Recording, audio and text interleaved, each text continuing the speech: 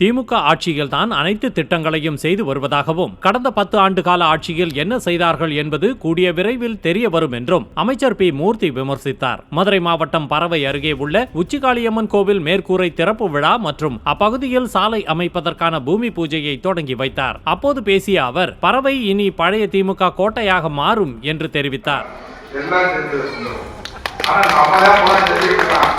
நீங்க 10 ஆண்டு காலம் 15 ஆண்டு காலம் என்ன செஞ்சுக்கிட்டு கூடிய சீக்கிரம் வெளியே கொண்டாந்துருங்க.